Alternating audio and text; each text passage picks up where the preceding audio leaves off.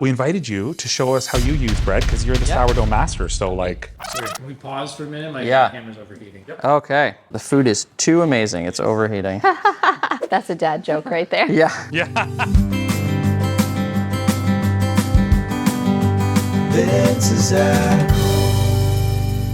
I've been looking forward to this video since we started doing business together. Me too. From Lev Bakery. Yeah, Lev Bakery. What does Lev stand for? So Lev means heart in Hebrew, and we called it that because it really is the first ingredient in all the breads. Baking is very close to my heart, near and dear to me, because my family's been in the baking business going back more than 100 years. No way. My family owned and operated the Rideau Bakery in Ottawa, which was a Jewish kosher bakery there. And then even before that, when we came to Canada, we were bakers back in Europe as well. So Amazing. So it's in your blood. It's right. It's exactly. in your heart. That's Yes, right. yes. Exactly. Why sourdough? My family was famous for making rye bread. At the time, they were making it, we didn't call it sourdough. It was just like the rye bread was made without yeast. That That's was right. just how it Right. was. Yes. Yeah, after the bakery closed, I came to Toronto. I worked at a couple different places just trying to learn as much as I could about sourdough because it's really good for you. Yep. It tastes amazing. If you have a great sourdough, it really changes everything. Like you never go back to regular bread once you have an No. amazing loaf of sourdough. So It's for really me, that was We good. perfect. fully agree. What makes our bread a little bit different is it's slow fermented because Yeah. that natural yeast doesn't have the same leavening power Yes. as the commercial stuff. Yes. Takes So more it time. takes more time. So what does that do? It makes the bread easier to digest on your stomach. Yes. It develops more flavor. Once you start going down that healthy road of the real sourdough, you're also more likely to use nicer flours, Sure. more local flours, more whole wheat. How important is the flour?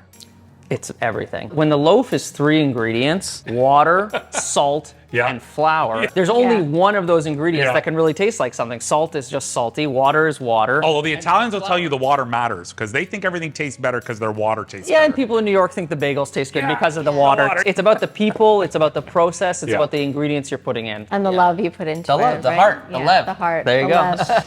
My family is fueled on bread. I mean, that's not really shocking, but so yeah, I'm just gonna show you the things that I like to make for my wife, for my kids at home. So we can start at breakfast. I'm actually gonna start with the whole wheat. It's got pumpkin, sunflower, flax, and sesame, lots of good fiber in there with lots of whole wheat. We're gonna toss these in the oven quickly to toast. A little bit of cottage cheese. I like the full fat cottage cheese, 4%. A little bit of honey goes a long way on cottage cheese. It's really good for you. We're moving on to lunch or dinner. We're gonna make a little dish for the kids and a dish for the parents. So I love the Okay. flavor of grated tomato. There's something about it that just changes the texture of what you're used to with a tomato, and it brings out all the flavor, a little bit juice. I find like with kids, it's all about like marketing. You're not like gonna eat tomatoes on bread. You're gonna eat pizza toast or something like that. Pizza toast. Pizza toast. That's what we're gonna make right now. And then for the adults, fresh grated tomatoes, a little bit of sea salt, a couple anchovies on there, a little bit of olive oil. I put a little too much olive oil on there, you but it didn't. came out. There's No, never- no. Never enough olive oil. Can never put too much olive. Perfect. The sourdough bread, it's a natural product. So ours made with no preservatives, oils, Yes. sugars, nothing like that. So bread's getting a little long in the tooth. We're gonna make a grilled cheese for the kids. Grilled cheese isn't for the kids. That's one of my favorites. You like a grilled cheese? I Hey, love a listen, grilled cheese. absolutely. My little trick is I actually like to use mayonnaise on the outside of my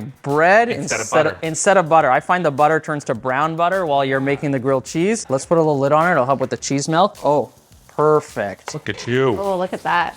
And we're gonna make a little panzanella with the breadcrumbs. And what I like to do when I make croutons with sourdough, the most important part is really to rip it by hand. You get those beautiful scraggly ends, lots of room for olive oil to get in there, some salt, the tomato juices, the vinegar, and especially with the sourdough that has those big air pockets, it makes for a really, really nice crouton that has a lot of flavor, a ton of texture. We'll add a little olive oil, a little salt, a little pepper. Perfect. And while those are toasting, we're gonna quickly cut up our tomatoes for the salad. So we've got a couple beautiful Ontario tomatoes here, a couple different colors. We're lucky right now. Really lucky. We'll just do a very, very quick pickle on the shallot here with a little bit of vinegar. We'll add a bit of tomatoes here, and then we have our beautiful sourdough croutons. So we'll dump those in. Perfect way to use up your old sourdough. Look at all that.